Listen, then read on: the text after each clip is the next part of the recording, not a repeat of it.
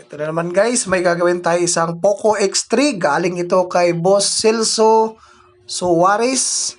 Boss, ito na yung unit nyo, gagawin na natin. So ang problema natin dito sa unit na to ay black screen. So i-scan muna natin to para malalaman kaagad natin kung ano yung sira. Ang problema, galaw na siya guys. So ginalaw na ng ibang technician. So susubukan natin kung mapapagana natin tong cellphone na to. So tatanggalin muna natin yung mga camera, saka natin i-scan para 100% na alam natin kung ano yung sira na gagalawin natin. Ayan na guys. Ayan. Sa power IC yung umiinit. Katabi niya ay yung backlight IC. So lalagyan natin ng rosin flux, tapos gagamitan natin ng rosin flux para makita natin kung ano yung unang nasusunog para tuloy-tuloy ang trabaho natin. Kasi dito guys, sa ganitong strategy, lahat talaga ay ginagawa natin ng technique at saka ginagamitan natin ng scanner para 100% alam natin yung sira, hindi tayo pachamba-chamba. Yun yung pinaka-best solution talaga dito para hindi tayo makadali ng ibang pyesa, makakasira tayo ng ibang pyesa pag nagkamali tayo. So magkakaroon ng error, ang mangyayari, nagiging lamog ang motherboard, nasisira. So ito yung problema natin, yung capacitor at saka power IC. Kailangan natin palitan ito para gumana agad. So ito yung pinaka best solution para back to normal. Kasi may gumawa na nito, iba ang ginalaw nila. So mali yung ginalaw. So dito guys, papakita ko sa inyo kung paano natin paganahin. So papalitan natin yung mga sirang error na lumalabas sa scanner, yun ang papalitan natin. So shout out muna ako guys sa mga masugid kong taga-subaybay. Shout out kay Sir Melchor Tabada Kalunsag from Melrose Electronic Repair Shop. Shout out sa inyo sir. Shout out naman kay Sir Ricky Hilardo from Mangagoy Bislig, Surigao City. Shout out sa inyo sir. Shout out naman kay Sir Alan Ramos from Portibilo, Merida, Liti. Shout out sa inyo sir. Shout out din kay Sir G. Chris Gabuna. Shout out sa inyo sir. Shout out din kay Sir Richard Galindo from Iligan City. Shout out sa inyo sir.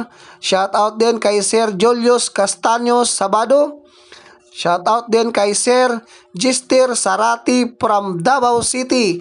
O maayong udto kaninyong tanan mga amigo na ako taga Davao, ay dugay pod ko diha sa may kuan, sa may ikulan, mga barkada na ako diha. Maayong udto, maayong gabi. Shout out din kay Sir Federico Reyes Tolentino. Shout out kay Sir Michael Garay from Bohol. Shout out kay Sir Marasan Ulong from Cebu City. Ay, mga kababayan na ako Cebu, maayong udtog, maayong gabi sa inyong tanan. Salamat sa mga suporta na binibigay nyo sa akin, sa lahat ng mga nanonood ng channel ko. Maraming salamat. Shout out naman sa kaibigan kong technician, kay Boss Damski Shop sa Ever Mall Commonwealth. Shout out din kay Paring Ronel sa Ever Go Disco. Maraming salamat po sa lahat ng mga nakasubaybay sa channel ko. Thank you ng marami.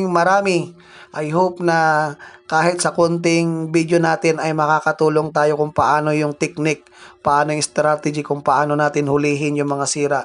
So ito guys,